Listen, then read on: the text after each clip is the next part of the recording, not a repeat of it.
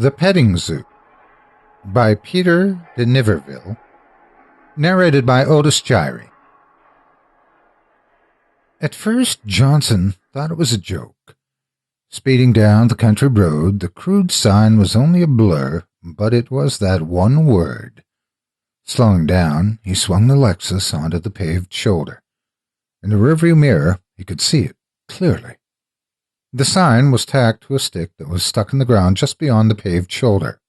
Shifting the powerful car into reverse, Johnson rammed the accelerator down. The tires squealed and loose gravel flew as he tore back up the road. Screeching to a halt, Johnson stared at the faded handwriting. Ellsworth's famous spider petting zoo, 5 miles, next right. Spiders fascinated Johnson. One summer, when he was 8, a large gold and black spider had taken up residence underneath the shingles by the back door. Every morning, Johnson would gather up ants in a jar from a nest in the scrubby woods behind his house.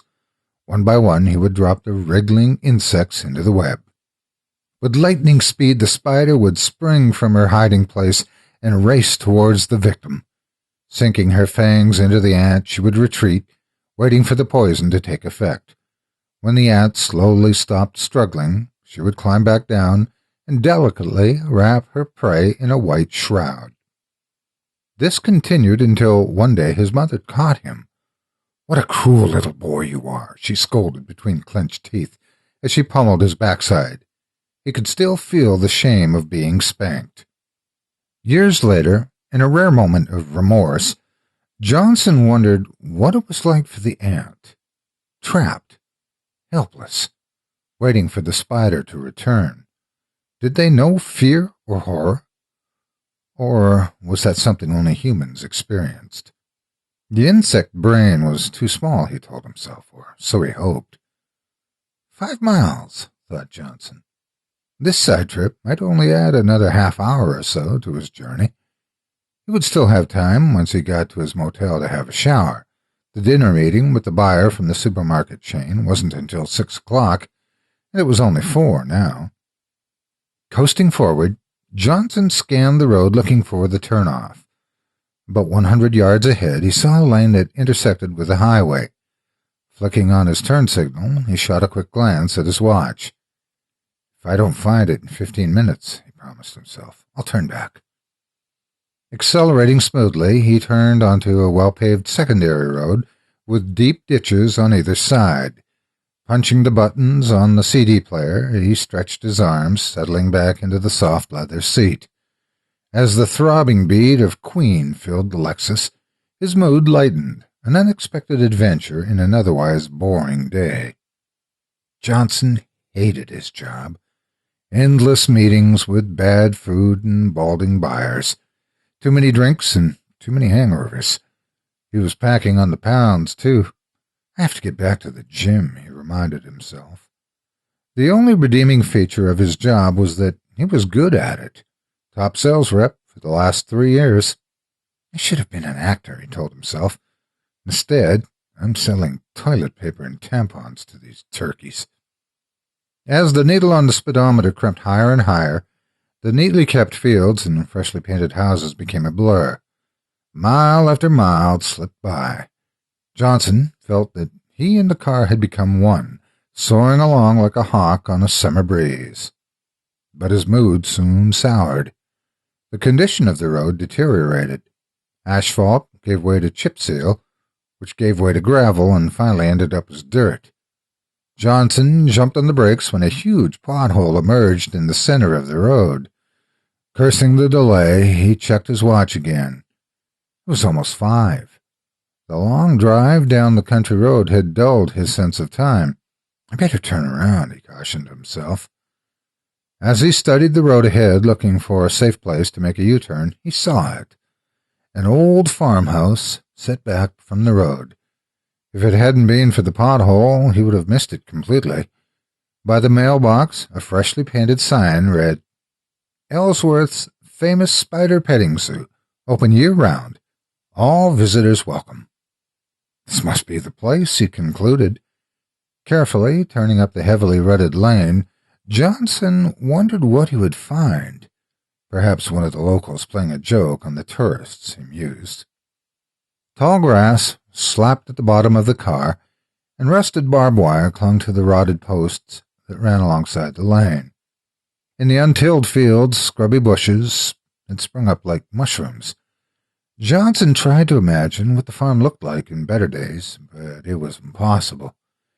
When he reached the top of the hill, the farmhouse looked even more decrepit. Blistered paint hung from wooden shingles, and there was a disturbing sag in the middle of the roof. What once had been the side garden was now occupied by tall thistles, and a mass of tangled timbers indicated the former site of the main barn. Except for the grass still being intact in the windows, the house looked abandoned. "Where is everybody?" thought Johnson.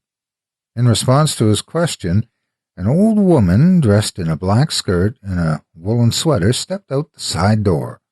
She was gnarled and withered like the lone apple tree that stood in the yard. Johnson guessed she must have been at least 70, maybe even 80 years old. "What you want?" she spat. Turning off the CD player and rolling down the window, he replied, "Is this the petting zoo?" "That's what the sign says, don't it?"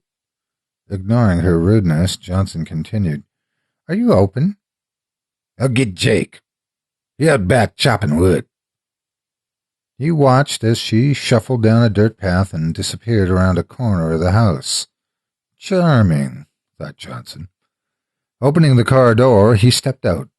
Despite the poverty, the farm had a certain rustic appeal which reminded him of the house that he grew up in the country. But there was something odd, something missing. Where are the flies? Thought Johnson.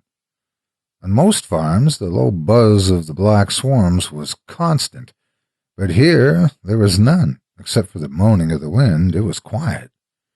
Perhaps it was the lack of the animals, he thought, or maybe it was the stiff breeze at the top of the hill that kept them at bay.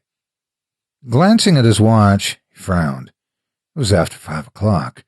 If he did not get back on the road soon, he'd be late for his appointment. Either that or skip his shower. After driving all day, Johnson did not want to skip the soothing ritual. Taking one last look around, he reached for the handle of the car door. Just then, the old woman reappeared, and behind her, an even more wizened old man, wearing faded blue overalls and a nicotine-stained undershirt. Stopping at the corner of the house, the old man spat out a long jet of chewing tobacco on the ground. Wiping his mouth with the back of his hand, he paused momentarily to study Johnson. Speaking to the old woman, he said in a low tone, "Thought I heard a car come up." "Wants to see your spiders," she said before she turned away and went back into the farmhouse, letting the screen door slam behind her. "You want to see my spiders, young fella?" "Sure, if you're open. How much?" Looking over the Lexus, he scratched his ruddy face and said, $50. "50? That's ridiculous." Shrugging his shoulders, the old man said, "Take it or leave it. I got work to do."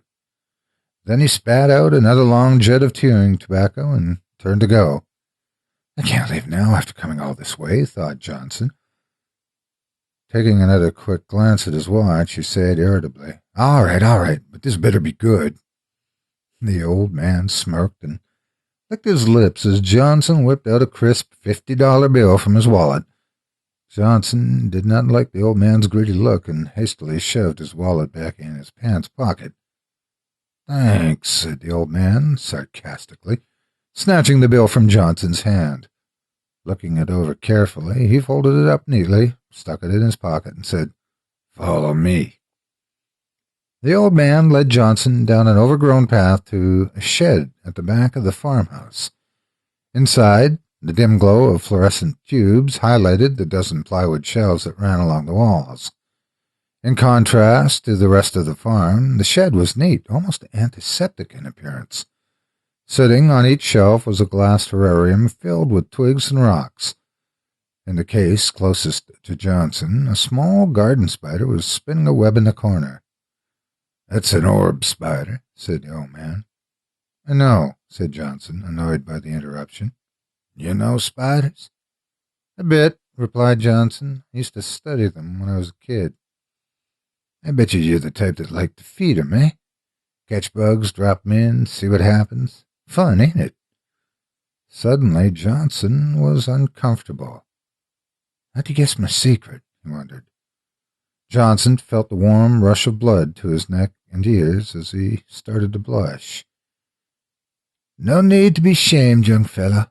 All kids do it. It's natural. Trying to change the topic, Johnson said, You been at this long, keeping spiders? Yeah, I've been at it a while. Most folks are scared of spiders. Not me.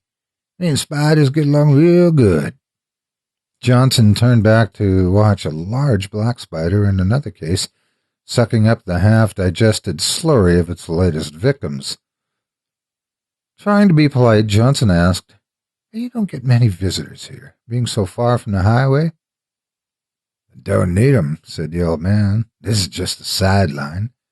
Pausing for effect, he added, I breed 'em. Johnson looked puzzled.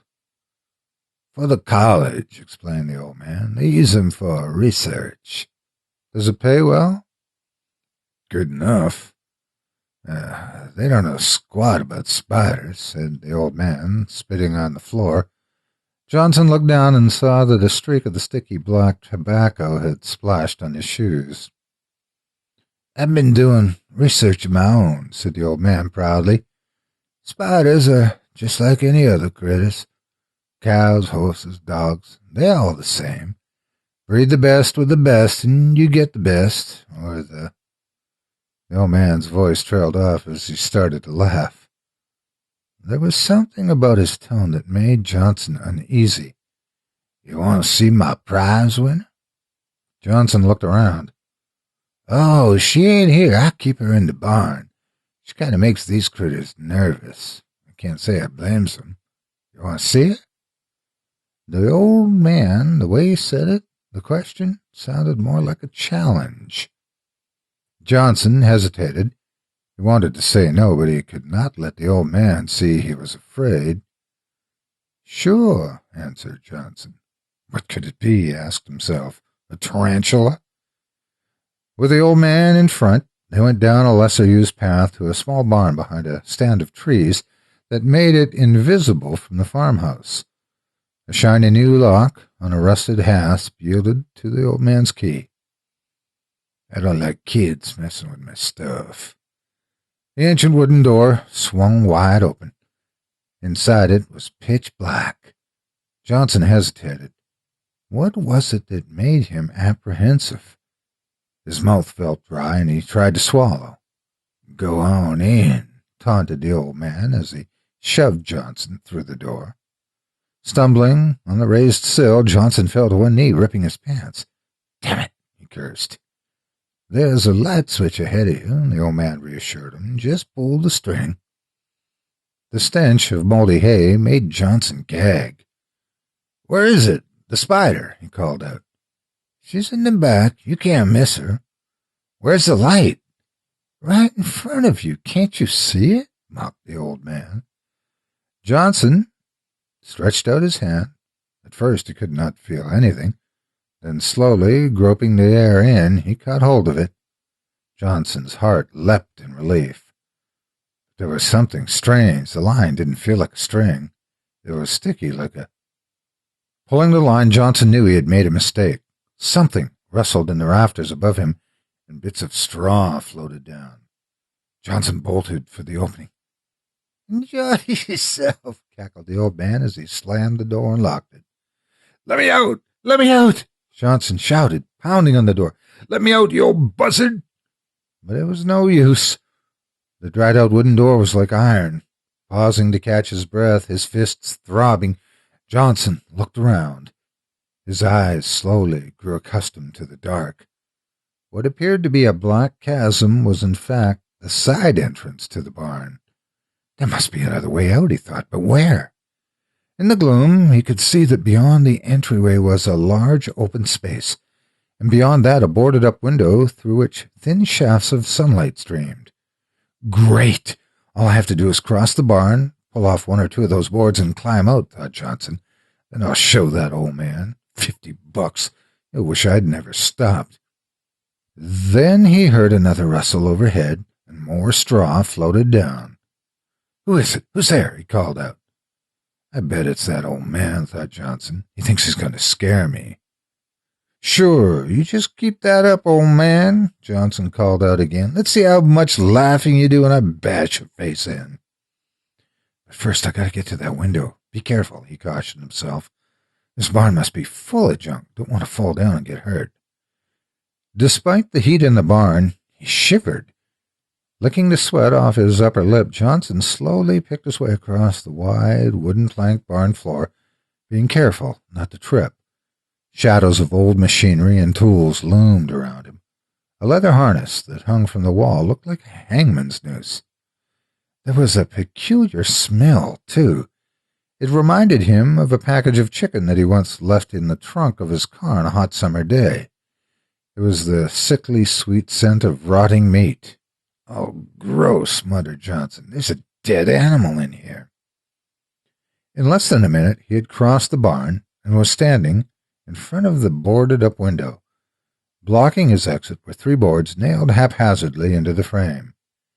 Either the old man was too weak or too lazy to drive them all the way in, concluded Johnson. I can probably pull them off with my bare hands, he smiled triumphantly. The first board was half-rotted and fell apart in his hands. Light streamed in as it came away from the frame. Then he shifted his attention to the second one, the board in the middle. If he could get this one off, he could climb out easily. But this board wouldn't be so easy. It was like the old door of the barn, dried out and as tough as steel. Gripping the board with both hands, he began pulling. The nails squealed in protest, and the board started to move. Only a little bit further, grunted Johnson. The thought of throttling the old man excited him. Just a bit further, another half-inch. He could almost feel his fingers closing around the old man's scrawny neck, the eyes bulging, the tongue sticking out. Another half-inch. Then it stopped.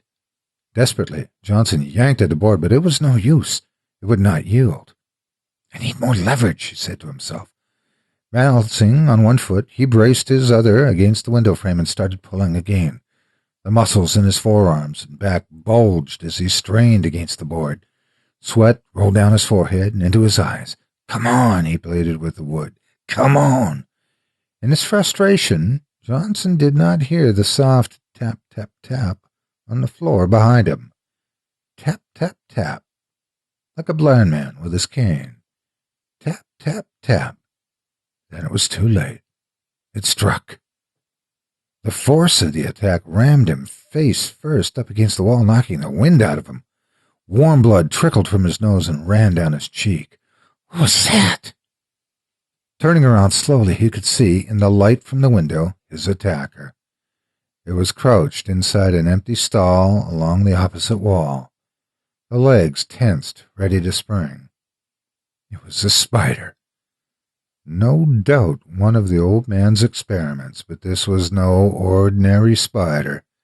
It was huge, about the size of a pit bull, with legs that extended out 3 or 4 feet on either side. Its eyes stared coldly at him. Johnson did a quick tally of his injuries. Except for his bloody nose, he was unharmed.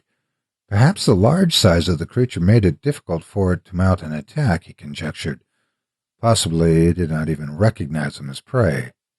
Spiders normally eat moths and insects, he reminded himself, not human beings. When he was a kid, Johnson liked to throw twigs into a web just to see the spider's reaction. Invariably, after pouncing on the object, the spider would pluck it out of the web, turn it over, and drop it on the ground. Johnson hoped this spider would show the same lack of interest. From its vantage point at the other end of the barn, the creature seemed puzzled, unsure of itself. Spiders are cautious, he told himself. It's waiting for me to make the next move. Although every fiber in his body screamed, run, his brain told him to stay still. The spider was too big and too fast to outrun. I need a weapon, he told himself. Quickly looking about, he saw the rotten board from the window lying at his feet. It was about 2 feet long, with a jagged point at one end. "It'll have to do." Slowly, he bent down to pick it up. The spider crouched low like a sprinter, ready to strike again. Johnson froze, his fingers only inches from the board. "Easy, girl," he whispered softly. "Easy." The spider relaxed, but not completely. Deliberately, it began to move forward. Tap, tap, tap. Johnson was amazed by the creature's grace. Like a ballerina tiptoeing in from the darkened wings of a theater, it was a marvel of beauty and design.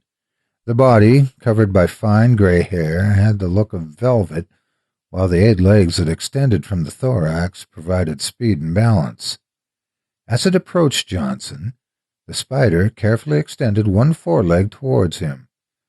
Johnson quickly knocked it away with his hand. The creature stopped and cocked its plate-sized head to one side.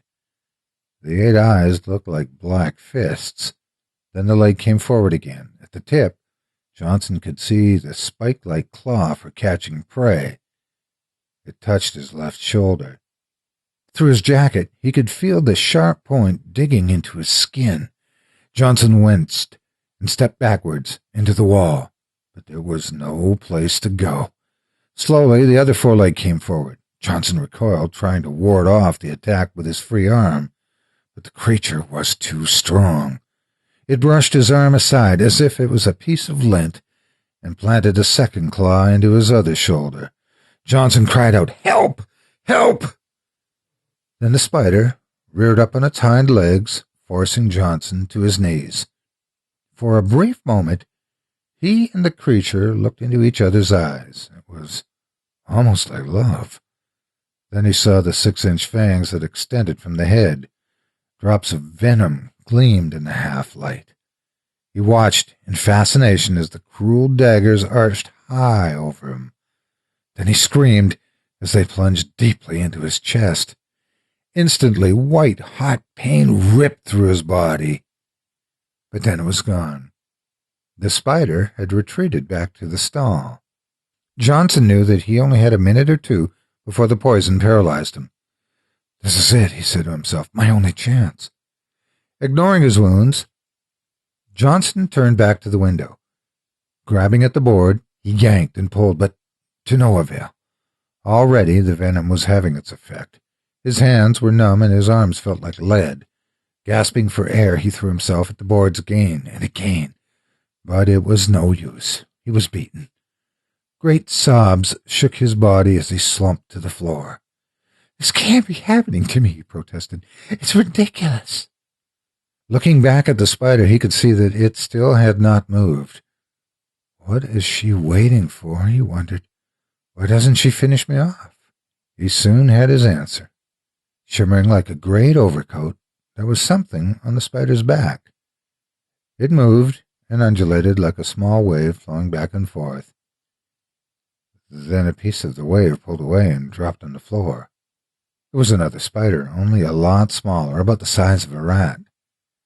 Johnson recalled that some spiders carrying their young on their backs. Horrified, he realized that he had stumbled into their nursery and it was feeding time. Another one dropped to the floor, and then another. Soon there was a long line of spiders slowly crawling towards him. Through fading eyesight, he saw the first one reach his foot. Tentatively, its foreleg probed the air until it found his leg and patted it. It was light and delicate, like the touch of a child. Johnson opened his mouth to scream, but no sound came. The last thing Johnson saw before he lost consciousness was a spider tearing a piece of flesh from the back of his hand. Back at the farmhouse, the old man picked up the bottle of whiskey from the kitchen table, poured himself another drink, and plopped down on the ancient lazy boy recliner. "How long would it take, Jake?" asked the old woman. "Not long," he grunted. "They ain't et since Sunday." "Get a better sign. Attract more folks." "Nah, the sign's okay. Anyway, we don't need a crowd," said the old man, taking a long, hard swallow. "What are you going to do with this car?" she asked, standing at the window admiring the now ownerless Lexus. I hear young Dougal needs one for running moonshine. Willing to pay a good price, too, said the old man. Won't he ask questions? Wondered the old woman, pouring a drink and easing herself down onto a dusty couch. Nah, he don't care, snickered the old man. I'll talk to him tomorrow. Meanwhile, pass the remote. Let's see what's on Dr. Phil.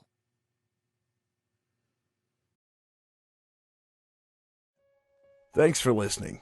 The story you've just heard in this channel are fan-funded. Visit chillingtalesfordarknights.com today to become a patron and help us bring radio theater back from the dead. Just click Support Us, choose an amount you're comfortable with, and become a part of our family today. Just $2 per month gets you immediate access to our patrons area. There, you'll find advanced new releases, our incredible archive of over 300 hours of productions, plus never-before-heard bonus material.